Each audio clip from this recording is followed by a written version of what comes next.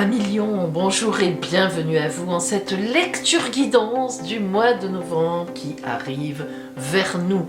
Alors le mois de novembre, c'est le mois de la lune, de la purification.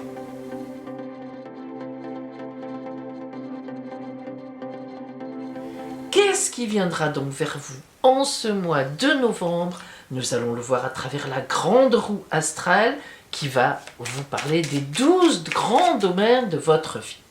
Et je vous rappelle que je propose des consultations privées fondées justement sur l'astrologie et sur la tarologie, les oracles en même temps, en cabinet, à Sanary-sur-Mer dans le Var, ou bien par téléphone, ou bien encore en visio par l'application WhatsApp. Appelez-moi. L'appel sur mon téléphone est gratuit et je vous donnerai tous les renseignements sur mes consultations privées.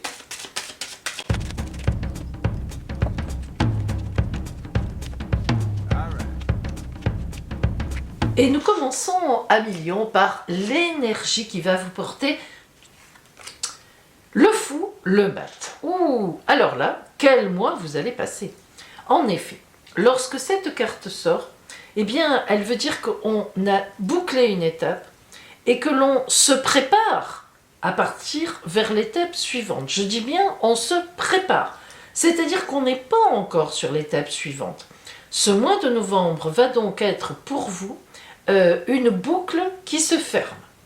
Donc c'est important au point de vue énergie. Vous finissez quelque chose, vous avez plutôt fini quelque chose et vous vous engagez, vous êtes en train de vous engager vers l'étape prochaine, mais elle n'est pas encore là. En face de vous, c'est l'autre, c'est les autres. Hein, ça représente vraiment ceux qui sont en face, le pape. Le pape est une très belle carte. C'est l'arcane, un des plus beaux arcanes. C'est la bénédiction, évidemment, c'est le lien. On vous bénit, hein, le pape fait le lien entre le divin et l'humain. Donc déjà, il y a quelque chose qui vient d'en haut. Et puis, surtout, le pape parle de contrat, parle d'accord, il parle d'officialisation. Alors, cette nouvelle route que vous prenez pourrait très bien être un mariage, pourrait très bien être l'engagement dans un couple, avec le pape, c'est tout à fait ça.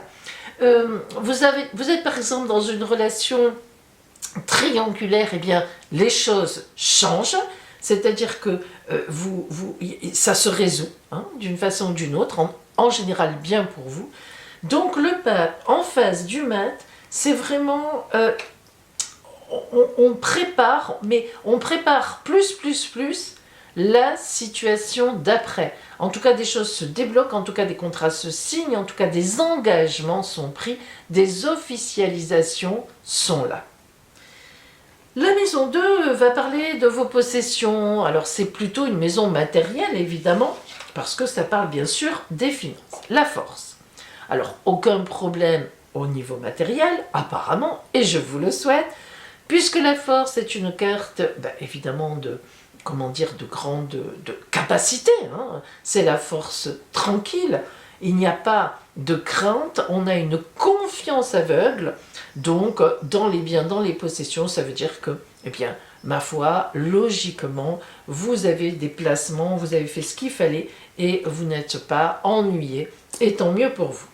En face, dans la maison 8 va parler de grands changements. L'impératrice vient encore confirmer la force qui est en face, dans le sens où cette impératrice est la grande communicante, la grande stratège du tarot.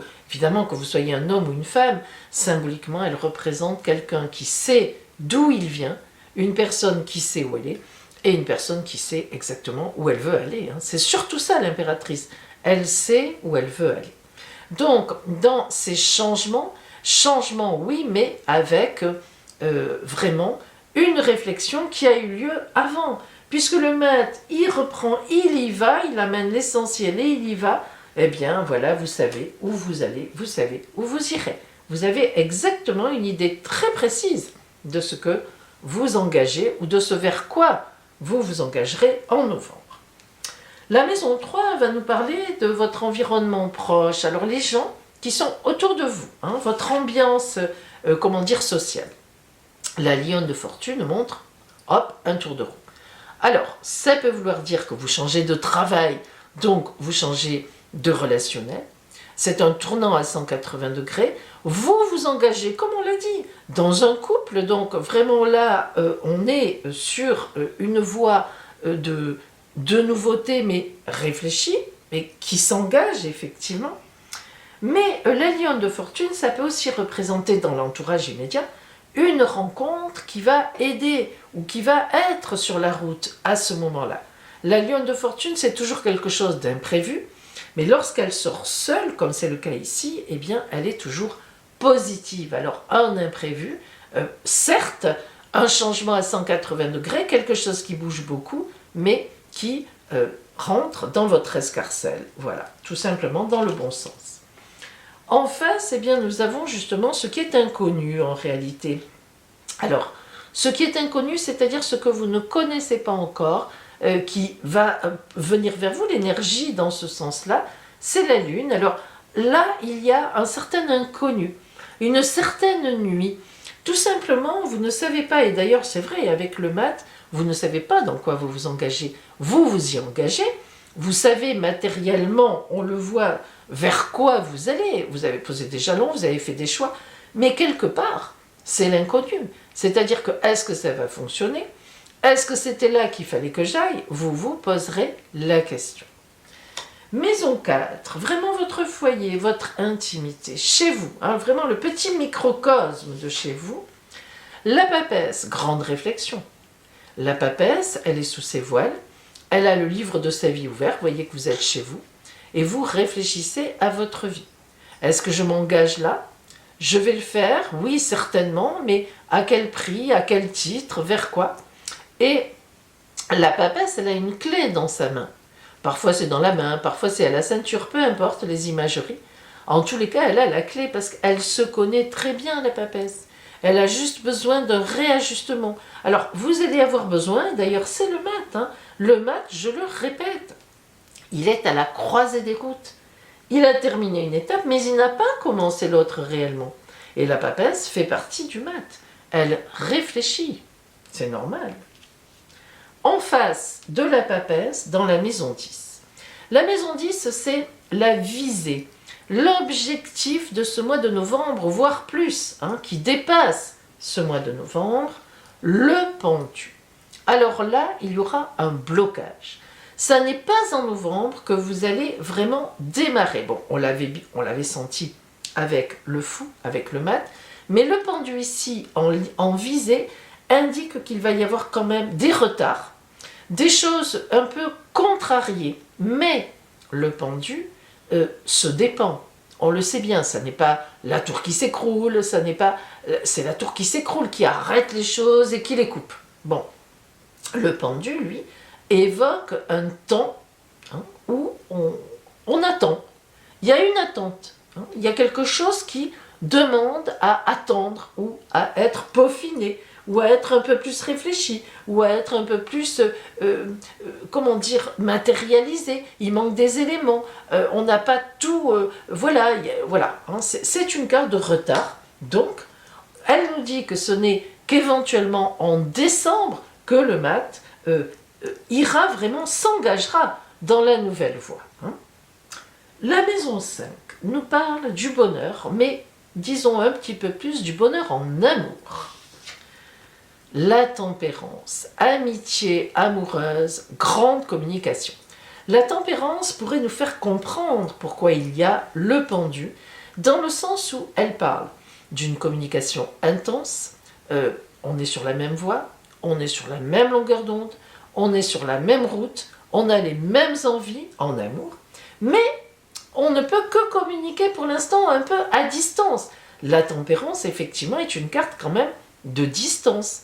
C'est pour ça qu'on l'appelle amoureuse, mais amitié. Eh bien, cela pourrait évoquer un éloignement géographique avec la personne avec qui vous avez prévu de faire les choses, ou bien tout simplement, la tempérance peut évoquer justement à cause d'un retard, eh bien que l'on reste quand même relativement à distance. Hein. La tempérance, c'est on garde, enfin on sait même plus que garder le lien. On a un lien, mais indéfectible, mais il est en communication, il n'est pas complètement uni. Hein. Voilà. En face, on a la maison 11. Donc ça, c'est la maison des grands projets et aussi des gens qui vous aident ou pas à réaliser ces fameux projets. Alors, le jugement, arcane 20. Alors ça, c'est très intéressant parce que c'est pas pour rien qu'elle est à côté d'ailleurs et qu'elle vient à la suite. Elle vient enfin débloquer la situation. C'est ma préférée. Vous le savez si vous me connaissez. Le jugement, je la surnomme le réveil des morts. Parce qu'en fait, un événement, une annonce, une rencontre viennent débloquer ou changer une situation. Alors lorsqu'on a le pendu effectivement dans la grande destinée, on voit bien que le jugement vient apporter des éléments dans les grands projets. Donc même si, je le répète, il y a un blocage, ça n'est pas en novembre que vous allez pouvoir mettre en place exactement tout ce que vous vouliez. Mais il est évident qu'on vient nous dire « Mais ne t'inquiète pas, Million, ça viendra et plus vite, finalement, que ce que tu penses grâce à un élément qui va arriver. » Le quotidien maintenant. Cette fameuse maison 6 qui parle de l'énergie en novembre, qui va vous suivre, qui va vous porter au quotidien, la dynamique de santé, le travail, les choses qu'on a à faire vraiment au quotidien. On a l'amoureux qui n'est pas un amoureux, aux dames de vous déplaire, mais qui est le choix de vie. Et oui, évidemment, avec le mat qui s'engage sur une nouvelle voie, on a ce choix. Mais qu'est-ce qu'il nous dit? Qu'est-ce qu'elle nous dit, cette carte au quotidien? Ben, ça veut dire que vous allez arriver à gérer ce qui va arriver au quotidien pour aller dans votre choix de vie. Parce qu'il est évident que vous avez fait un choix. Qu'en ce mois de novembre, voire même avant, un choix ait commencé à se poser. La maison des ennuis, des soucis. Et oui, elle est là, la 12. Qu'est-ce qu'on a dedans? Eh bien, rien. Le chariot. Le chariot, c'est une carte de victoire. Mais attention, un million.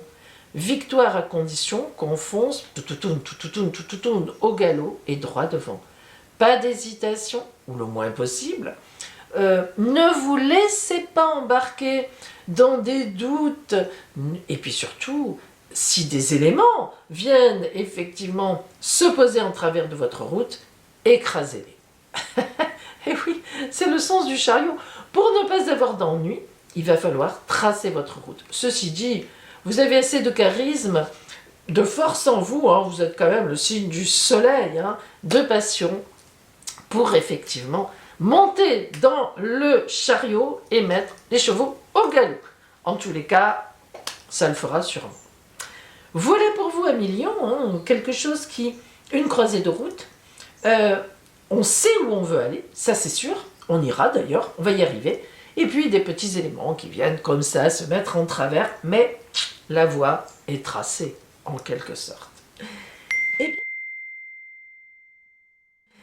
Et bien maintenant, nous allons voir ce que vous envoie l'oracle de l'union sacrée, justement, pour rester en paix avec vous-même, pour ne pas dévier, pour ne pas vous perdre de vue, et en même temps, cette carte, je vous rappelle qu'on est dans la lune de la purification, et j'ai choisi aussi cet oracle, car du coup, je vais vous donner le mantra, si vous faites des rituels de purification, le mantra que vous pourrez utiliser pour vous.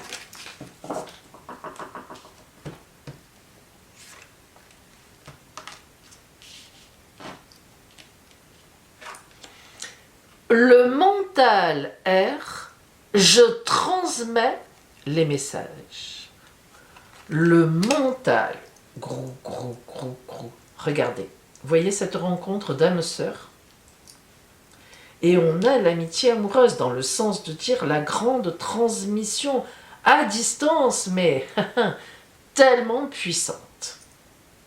Et voici votre mantra. J'accueille la vie telle qu'elle est et je me projette vers le meilleur. Tous les souffles divins m'accompagnent vers ma liberté.